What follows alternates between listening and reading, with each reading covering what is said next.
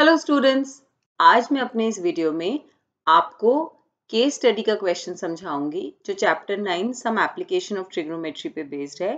ये latest CBSE sample paper से लिया गया है और इसमें 3 नए केस स्टडी क्वेश्चंस हमने ऐड करने की कोशिश करी है। तो आइए शुरू करते हैं।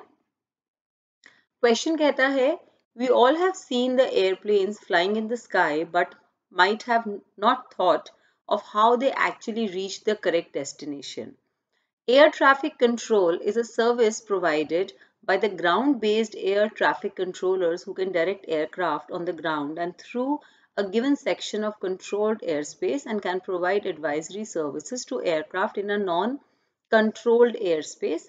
Actually, all this air traffic is managed and regulated by using various concepts based on coordinate geometry and trigonometry. Case study में आप जब ये क्वेश्चन पढ़ेंगे एग्जामिनेशन में तो आप फटाफट से इसमें देख सकते हैं कि कोई मैथमेटिकल इंफॉर्मेशन नहीं छुपी हुई है। तो अगर आपको जल्दी से पढ़ के समझ आ गया कि इन्होंने एयर ट्रैफिक कंट्रोल का रोल बताया है तो आप इस पैराग्राफ को पढ़ने का टाइम थोड़ा सा सेव कर सकते हैं। आगे चलते हैं। क्वेश्चन क्योंकि ट्रिग्नोमेट्री पे बेस्ड है तो यहां से क्वेश्चन शुरू हो रहा है।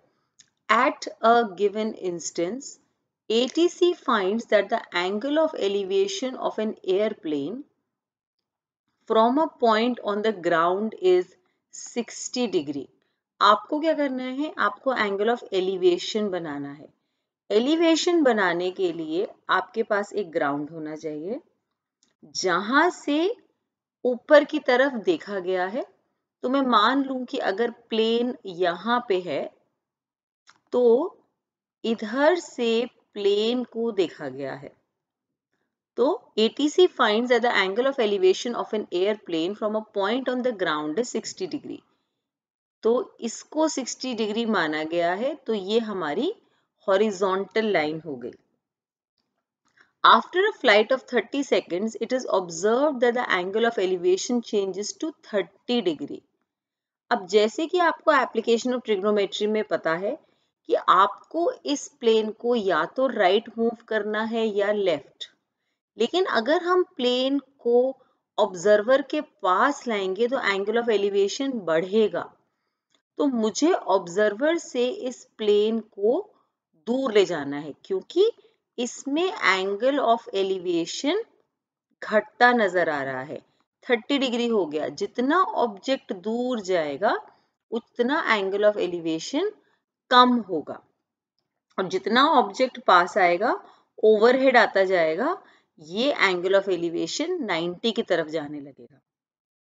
तो इसलिए हमें प्लेन की सेकंड पोजीशन यहां बनानी है एट गिवन इंस्टेंट और इतना डिस्टेंस उसने 30 सेकेंड्स में कवर कर लिया है। ये क्वेश्चन कह रहा है the height of the plane remains constantly as 3000√3 metre. तो यहाँ पे भी प्लेन ग्राउंड से 3000√3 मीटर ऊंचा था और जब वो यहाँ पहुंच गया है, प्लेन उड़ के यहाँ पहुंच गया after a flight of 30 seconds, तब भी इसकी हाइट 3000√3 मीटर्स ही रही है। Use the above information to answer the following question. तो ये हमारा सिचुएशन है, इसके बेसिस पे हमें आंसर करना है। तो आइए फर्स्ट क्वेश्चन इसका देखते हैं। ये कहता है draw a neat labelled figure to show the above situation diagrammatically. ये 1 मार्कर क्वेश्चन है। 1 मार्क के अंदर डायग्राम के मार्क्स मिल रहे हैं। इसके अंदर यहाँ पे अगर प्लेन की हम फर्स्ट पोजीशन ले लें, यहाँ पे मान लें कि हमारा प्लेन यहाँ था और 30 सेकेंड बाद ये प्लेन यहाँ पे आ गया है और पहले एंगल ऑफ एलिवेशन 60 डिग्री था और अब क्योंकि प्लेन P2 पोजीशन पे आ गया है ये 30 डिग्री हो गया है। अब ये कह रहा है ये फिगर आप बना दीजिए। अब फिगर बनाते हुए आपको इसको नेम भी करना है। तो क्वेश्चन को नेम करने के लिए हम यहाँ अल्फाबेट्स का इस्तेमाल कर सकते हैं। A B, इसको लिख सकते हैं C इसको लिख सकते हैं डी। P1 P2 अवॉइड करेंगे इस क्वेश्चन में क्योंकि दो प्लेन्स नहीं है, प्लेन एक ही है। और यहाँ पे ई। इस तरीके से आपका डायग्राम बन जाएगा। ये है 3000√3 metre because the height is remaining the same. तो ये हो गया हमारे फर्स्ट क्वेश्चन का आंसर। आगे इस क्वेश्चन के डायग्राम के बेसिस पे जो क्वेश्चन पूछा है उस पे चलते हैं। What is the distance traveled by the plane in 30 seconds? अगर हम इस डायग्राम में देखें तो P1 P2 की पोजीशन पे प्लेन उड़ के 30 सेकंड में यहां पहुंचता है। तो आपको बताना है 30 सेकंड में ये डिस्टेंस कितना है, ये क्वेश्चन कह रहा है। तो इसके अंदर मार्किंग कर लेते हैं और फिर देखते हैं कि कहाँ पे प्लेन कितना डिस्टेंस प्लेन कवर करता है। तो A B C D E ये हमारी मार्किंग्स हो जाएंगी। एंगल को मार्क कर लेते हैं 60 डिग्री और दूसरा एंगल है 30 degree. As the height is perpendicular to the ground, ये हमारा 90 है, ये भी हमारा 90 है। और प्लेन की हाइट है, प्लेन जिस हाइट पे उड़ रहा है वो है 3000√3 meters. As the height remains same, इसमें कोई फर्क नहीं आ रहा। As the height remains same, so DE equals to AB equals to 3000√3 meters. इस तरीके से हमारी हाइट लिख देंगे। अब बच्चों आप ध्यान से देखिए कि हमें निकालना है डिस्टेंस AD। तो यहां लिख देते हैं we need to find distance AD। Distance AD हमें फाइंड करना है जो कि EB के इक्वल है। हाँ, या हम डायरेक्टली AD निकाल देंगे। तो अब आप जब भी ट्रिग्नोमेट्री का क्वेश्चन करते हैं, मैंने अपने और वीडियोस में भी बताया है कि आप इसमें राइट एंगल ट्राइंगल ढूंढिए जो इन एंगल्स के साथ बन रहा हो। ऐसा ट्राइंगल ढूंढिए जिसमें 60 डिग्री और 90 डिग्री एक एंगल हो। तो हम यहाँ देख सकते हैं इन ट्राइंगल DEC, अगर हम DEC को कंसिडर करते हैं तो हमारा tan 60 डिग्री हो जाएगा DE अपॉन EC। वो क्यों? क्योंकि यहाँ पे ये परपेंडिकुलर है और बेस और tan होता है P/B। tan 60 की वैल्यू डाल देते हैं √3, DE की वैल्यू डाल देते हैं 3000√3 और EC की नहीं पता है तो उसको एज इट इज लिखा रहने देते हैं। अब इसको सॉल्व करते हैं EC के लिए। EC लिख सकते हैं, CE लिख सकते हैं, आप दोनों में से कुछ भी लिख सकते हैं। तो अभी EC ही कंटिन्यू करते हैं। तो ये 3000√3, EC इधर चला गया, √3 यहाँ नीचे आ गया, ये कैंसिल हो गया। तो 3000 मीटर EC की वैल्यू आ गई। अभी इसकी वैल्यू आई है, अब हम इस पूरे की वैल्यू निकालेंगे तो हमारा इतना डिस्टेंस निकलेगा जो सेम होगा अबव के। तो अभी हमने EC की वैल्यू निकाल ली है। अब हम चलते हैं दूसरे ट्रायंगल पे जो कि है इन ट्रायंगल ACB। तो यहाँ लिखेंगे ACB, यहाँ पे 30 डिग्री लग रहा है तो tan 30 is equal to AB upon BC। AB upon BC, tan 30 की वैल्यू डालेंगे 1/√3, AB की वैल्यू 3000√3 और BC की वैल्यू हम ढूंढ रहे हैं। तो यहाँ पे हो जाएगा 3000√3 और BC की वैल्यू हम ढूंढ रहे हैं। क्योंकि BC डिनोमिनेटर में है, इसको ट्रांसपोज कर देते हैं तो BC न्यूमरेटर में आ जाएगा और 3000√3 यहाँ पे ऐसे मल्टीप्लाई हो जाएगा। तो √3 इंटू √3 हो जाता है 3, तो ये हो गया 3000 इंटू 3, 9000 मीटर। अब देखिए BC की वैल्यू आपकी पूरी की पूरी आ गई 9000, EC की आ गई आपकी 3000, तो EB की कितनी आएगी 6000। तो हम लिखेंगे now BC minus CE, CE equals to EB। तो BC की वैल्यू डाल देते हैं 9000, CE की आ गई 3000, तो ये हो गई 6000। तो हमारी EB की वैल्यू आ गई 6000 मीटर। लेकिन अब देखिए आपको EB की वैल्यू नहीं चाहिए, AD की चाहिए, बट क्योंकि ये AD लाइन सेगमेंट इन दो परपेंडिकुलर्स के बीच में बन रहा है तो EB AD के इक्वल है। सो EB equals to AD equals to 6000 meter. So it covers a distance of 6000 metre. तो इस तरीके से आप ये 2 मार्कर सॉल्व कर लेंगे। अब आगे चलते हैं। इसका एक और ऑप्शन भी है, तो उसमें हम क्या कर सकते हैं, वो कह रहा है अगर आपको वो क्वेश्चन नहीं करना तो आप इसका ऑप्शनल क्वेश्चन कीजिए। यहाँ कहता है keeping the height constant during the above flight it was observed that after 15 √3 - 1 seconds time दिया है the angle of elevation changed to 45 degree. पहले 30 डिग्री पे चेंज हुआ था, तो ये तो 60 डिग्री ही है, लेकिन अब एंगल ऑफ एलिवेशन दूसरी सिचुएशन में 45 हो गया है। How much distance is travelled in this duration? Situation बिल्कुल वही है। यहाँ पे A, B, C, D और E आपको डिस्टेंस फ्रॉम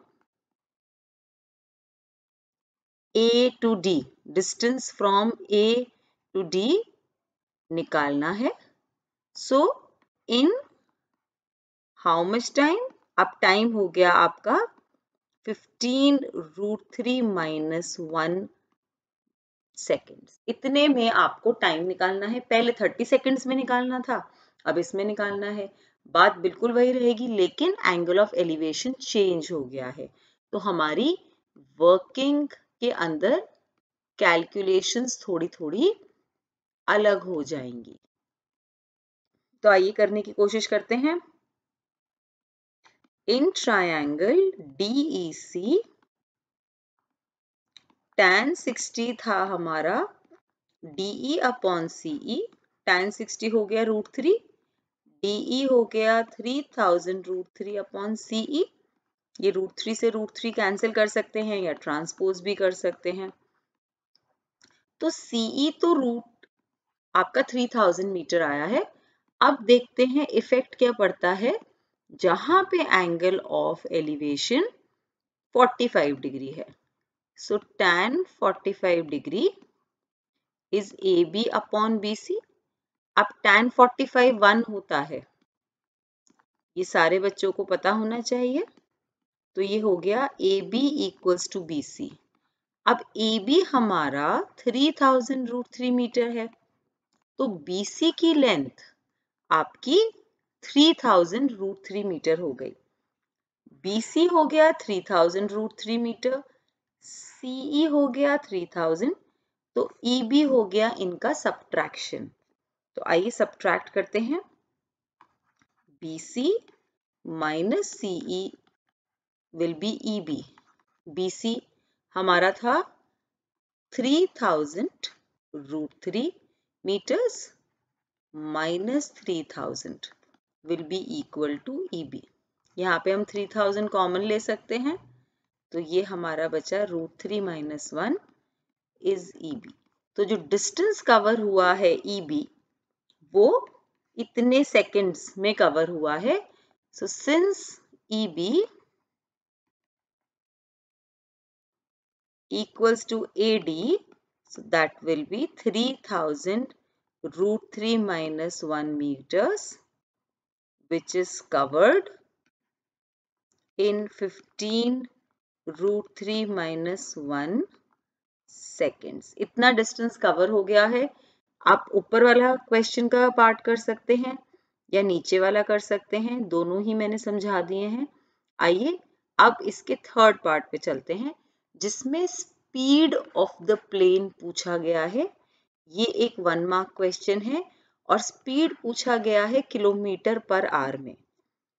अगर आप क्वेश्चन का कोई भी पार्ट देखें तो टाइम आपको सेकंड्स और डिस्टेंस आपको मीटर में मेंशन्ड है। तो लेकिन आपको स्पीड निकालना है प्लेन का किलोमीटर पर आवर में। अब देखिए बच्चों, स्पीड का फॉर्मूला होता है डिस्टेंस अपॉन टाइम।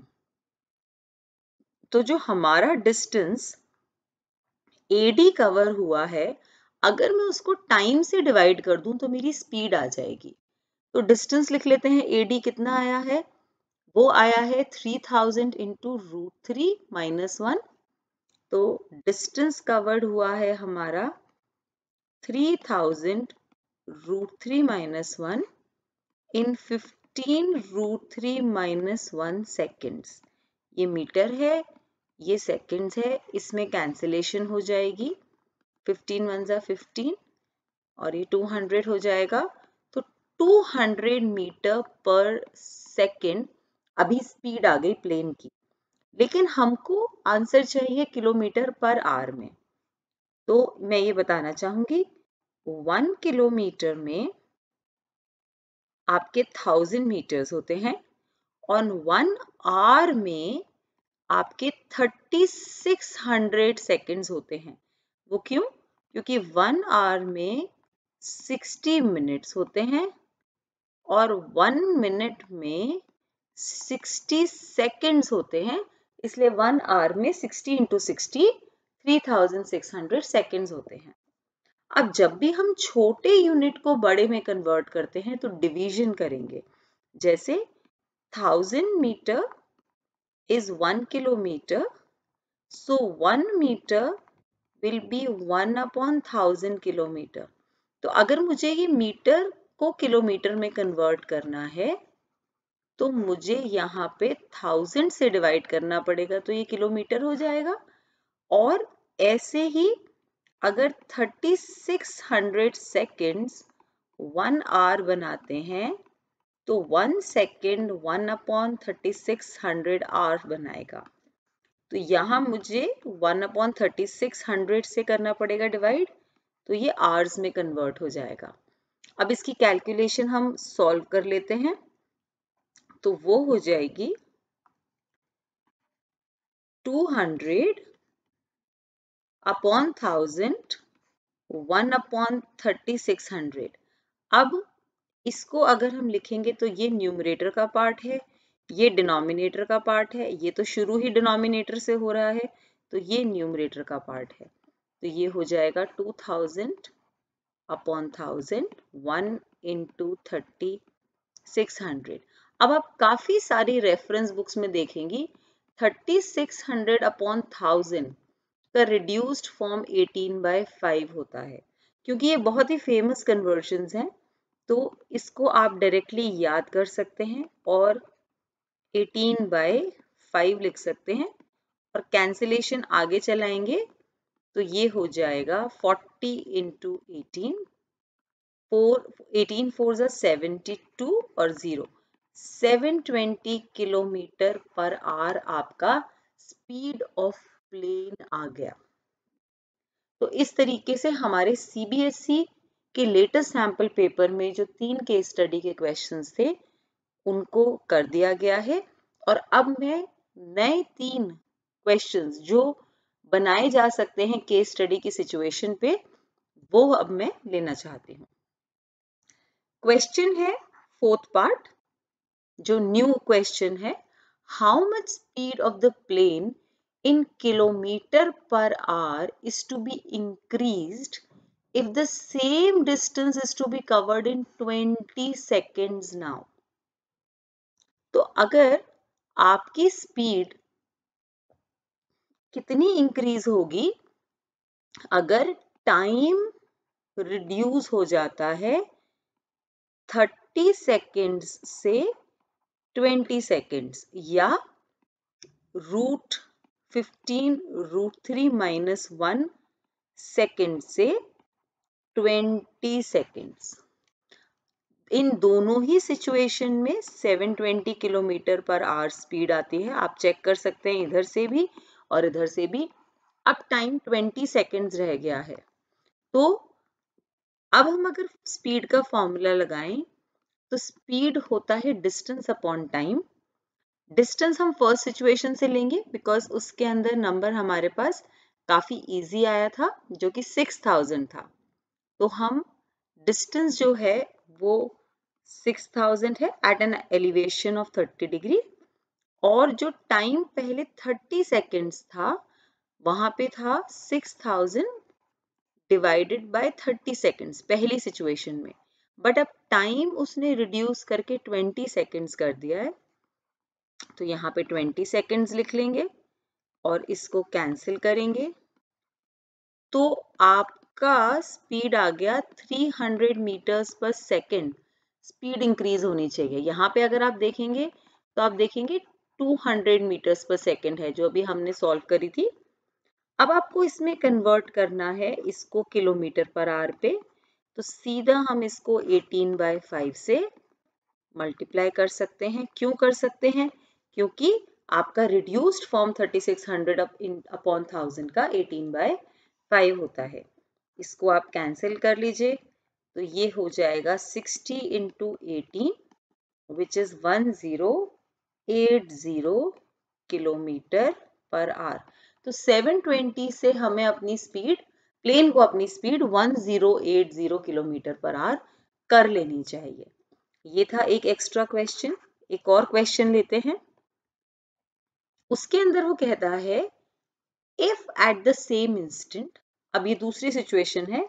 क्या सिचुएशन है? If at the same instant there is another plane vertically below the above one. ये आपकी पहली सिचुएशन का प्लेन है। यहाँ पे पहला प्लेन है, इसी के बिल्कुल नीचे vertically below the above one which was flying at a height of 3000 metre. तो जो प्लेन फर्स्ट है वो तो 3000√3 मीटर की ऊंचाई पे उड़ रहा है, उसी के नीचे एक इंस्टेंस पे दूसरा प्लेन होता है। And the ATC finds that the angle of elevation of the second airplane from the same point on the ground is 30। भाई पहले वाले प्लेन के लिए तो एंगल ऑफ एलिवेशन 60 था। अब इसने कहा कि दूसरा प्लेन एक इंस्टेंस पे उसके नीचे से गुजरता है, तो उस पॉइंट को अगर फ्रीज कर दिया जाए तो उस समय एंगल ऑफ एलिवेशन 30 डिग्री है। तो हमें वर्टिकल डिस्टेंस ढूंढना है इन प्लेन्स के बीच में। इन प्लेन्स के बीच में कितना डिस्टेंस है ये हमें ढूंढना है। तो आइए इसको नेम कर लेते हैं। इसमें हम P1 P2 लिखेंगे ताकि हमारा प्लेन 1 और प्लेन 2 स्पेसिफाई हो। मार्किंग करेंगे एंगल ऑफ एलिवेशन की 60 डिग्री, उसके बाद मार्किंग करेंगे 30 डिग्री और डिस्टेंस निकालेंगे। So we need to find plane 1 और प्लेन 2 में कितनी दूरी है। तो we need to find P1 P2, हमें डिस्टेंस निकालना है। अब जैसे कि मैंने अपने पहले वीडियोस में भी बताया है, आपको ट्रिग्नोमेट्री में राइट एंगल ट्रायंगल ढूंढना है और वो ट्रायंगल आप देखेंगे जरूर कंटेन कर रहा होगा एंगल ऑफ एलिवेशन या एंगल ऑफ डिप्रेशन को। तो इसके अंदर एंगल ऑफ एलिवेशन को वो कवर कर रहा है। तो पहले ट्रायंगल का नाम लिखते हैं P1AB। आप P1 P2 को कुछ और भी नेम कर सकते हैं। तो ये होगा tan 60 equals to P1A upon AB। इसमें डिस्टेंस डालते हैं, वैल्यूज डालते हैं। P1A आपका 3000√3 मीटर्स है क्योंकि प्लेन 1 3000√3 मीटर की हाइट पे उड़ रहा है।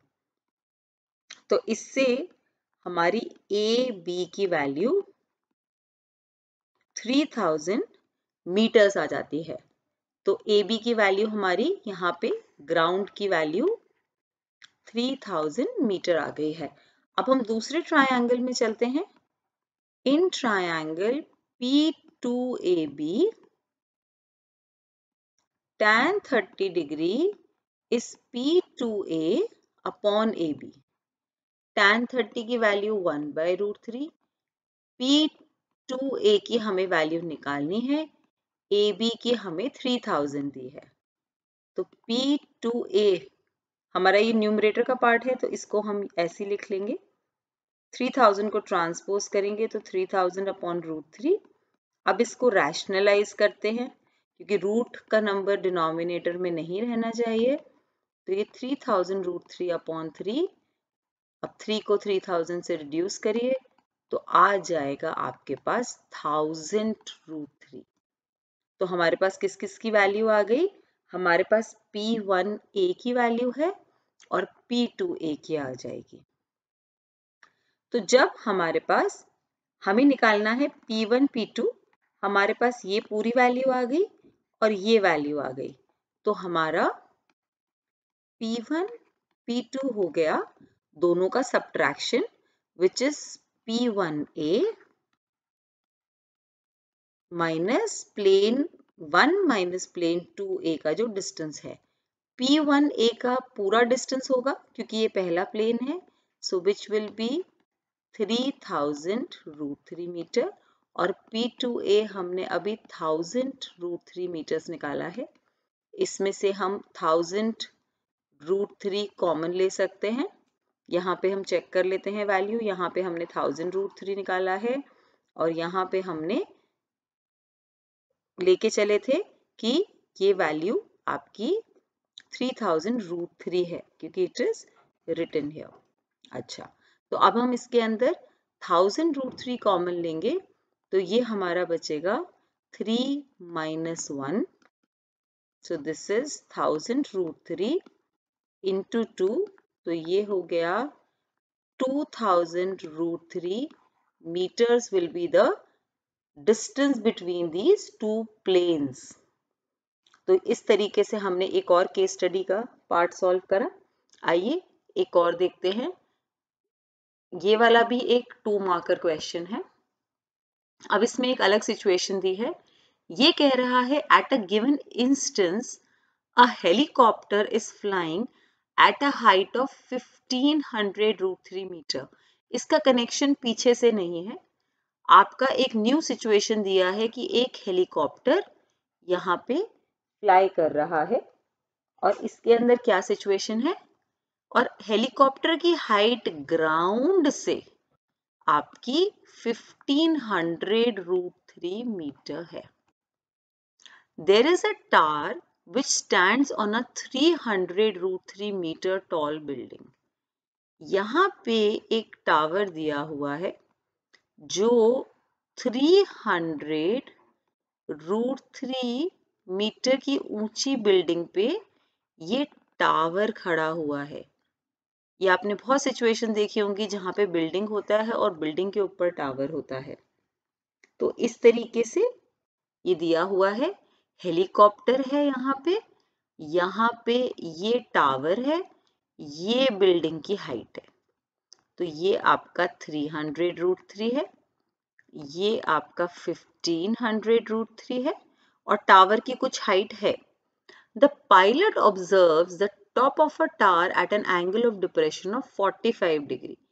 हेलीकॉप्टर में जो पायलट बैठा है उसकी हॉरिजॉन्टल लाइन ये है, वहां से वो टावर के टॉप को ऑब्जर्व कर रहा है, तो उसका एंगल ऑफ डिप्रेशन बन रहा है 45 डिग्री, और पायलट वहीं से टावर के बॉटम को भी ऑब्जर्व करता है तो उसका एंगल ऑफ डिप्रेशन बनता है 60 डिग्री।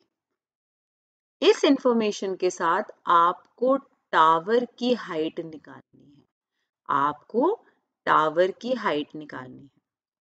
इसको हम y ले लेते हैं या एज इट इज लिखा रहने देते हैं अल्फाबेट्स के साथ। तो इसकी नेमिंग हम फिर से करेंगे ताकि एक ऑर्डर में नेमिंग हो। अब इस क्वेश्चन के अंदर हम नेमिंग कर लेते हैं। ये हमारा हेलीकॉप्टर है, तो distance from the ground, height at which helicopter is flying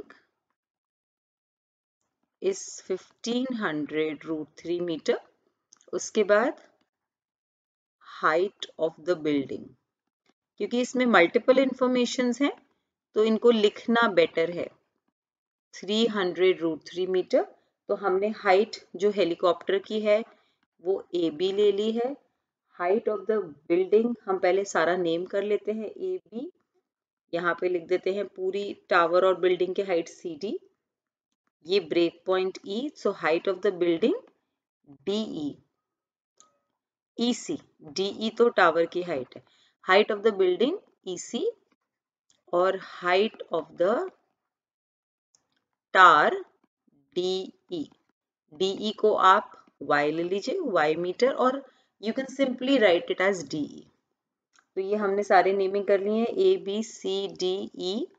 यहाँ पे हम डाल देते हैं F, उसके बाद हम डाल देते हैं G। All the points are being marked. So, अब हम क्वेश्चन को शुरू करते हैं।